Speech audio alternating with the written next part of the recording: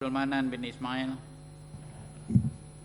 Terima kasih Tuan Ketua. Soalan nombor 15. Terima kasih Tuan Ketua. Terima kasih Ahli Yang Berhormat yang mengemukakan pertanyaan. Untuk makluman Ahli Yang Berhormat dan Dewan Yang Mulia, setiap perhimpunan yang hendak diadakan oleh mana-mana pihak perlulah mendapat kebenaran secara bertulis dari pihak polis. Setelah kebenaran diberikan, satu permit kebenaran perhimpunan akan dikeluarkan seperti mana yang diperuntukkan di bawah Seksyen 27 Akta Polis 1967.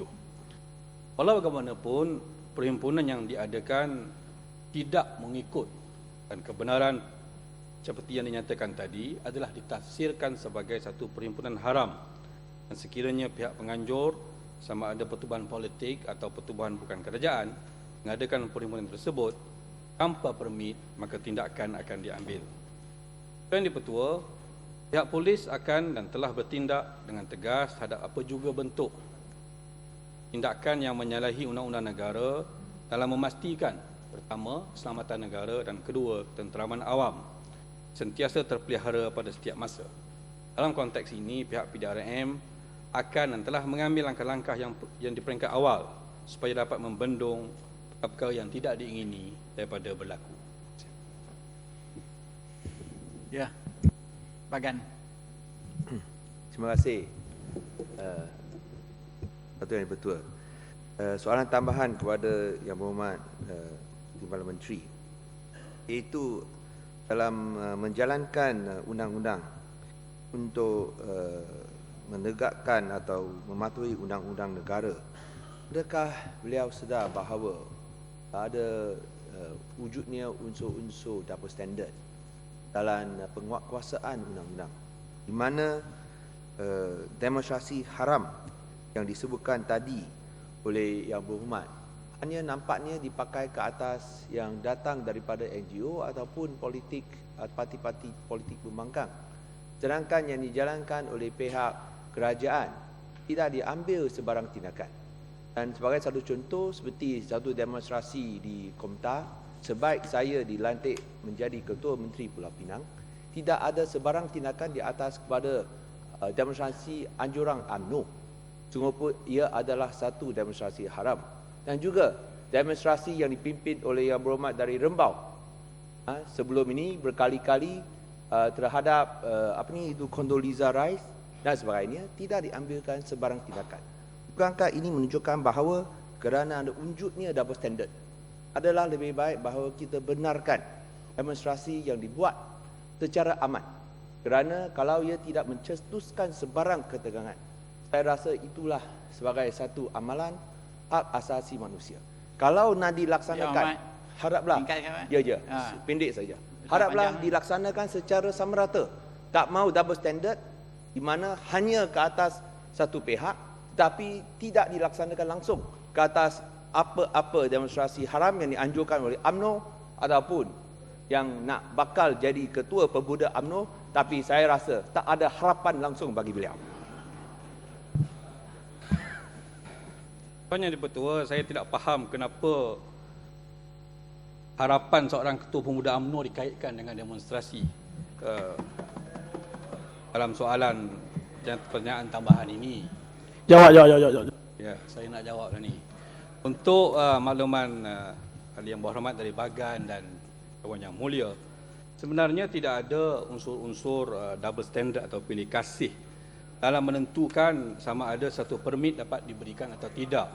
Tetapi ada beberapa insiden di mana permit diberikan kepada parti pembangkang untuk mengadakan satu perhimpunan, tetapi penyalahgunaan permit dilakukan, antaranya dengan menunjukkan sesuatu yang tak patut ditunjuk dalam satu perhimpunan yang dibenarkan, tetapi penyalahgunaan permit itu berlaku.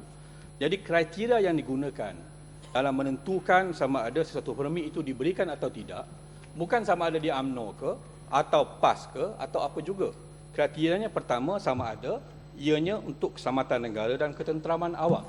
Saya mempertahankan apa juga pendirian yang dilakukan oleh pihak polis dalam menentukan dan memberikan serta meluluskan permit untuk melakukan perhimpunan seperti kehendak Seksyen 27 Akta Polis. Terima kasih. bukan permit, tindakan, UiTM. tindakan tak diambil. Belum jawab Ya, lagi. Pak Apa Yadibah. tindakan double standard? Sila. Mana ada permit Payah bagi? besar. Bukan permit lagi, tak ada permit. Tindakan. Mengapa tindakan? pilih Cukup lah kasih? tu, bagi soalan lain. Program yang Sila, disebut oleh sila. Timbalan Menteri Betul. itu mana ada orang minta permit pun. Tak ada permit pun. Tak apa duduk, Yang Amat. Kalau tak lain minta duduk. pun mana ada bagi. Ini masa soal jawab, Yang Amat. Soalan tambahan. Demonstrasi ini seperti mana kita tahu adalah salah satu cara yang digunakan bagi menyatakan perasaan dan bantahan di atas segala perkara. Namun, apabila ia diadakan secara haram, iaitu bertentangan dengan undang-undang, maka ia akan menjejaskan kepentingan banyak pihak. Oleh demikian, soalan saya, adakah kerajaan bersedang untuk membenarkan demonstrasi ini sebagai salah satu kaedah? Bermaknanya kerajaan menyediakan satu tempat khas, tetapi dalam keadaan yang dibenarkan dan terkawal. Terima kasih. Untuk makluman ahli yang berhormat yang mengumumkan pertanyaan tambahan, bahawa sebenarnya perhimpunan yang mengikut peraturan sebenarnya dibenarkan oleh perkara 10 perlembagaan persekutuan, iaitu kebebasan untuk menumbuhkan pertubuhan, berhimpun dan ni freedom of speech, iaitu untuk bersuara. Tetapi artikel 10 juga menyebut bahawa kebebasan ini tertakluk kepada undang-undang. Dan oleh sebab itulah undang-undang ini di bawah Seksyen 27, kerajaan pihak-pihak polis telah mengemukakan beberapa perkara untuk pertimbangan, antaranya jumlah yang akan hadir, penganjur, butiran penceramah, isu-isu yang dibangkitkan. Semuanya ini adalah dalam pertimbangan pihak polis. Jika sekiranya permohonan permit ini tidak diluluskan, maka mereka yang menganjur, yang hendak menganjur itu boleh membuat permohonan atau rayuan kepada pihak Ketua Polis Negeri dalam tempoh 48 jam. Maka oleh kerana ia merupakan satu administrative decision, satu keputusan administratif, maka ia tertakluk kepada ulang kaji kehakiman. Maka kita mempunyai peraturan-peraturan dan sistem kehakiman bagi membolehkan artikel 10 ini Perlembagaan Persekutuan dapat dilaksanakan mengikut roh dan semangatnya. Terima kasih.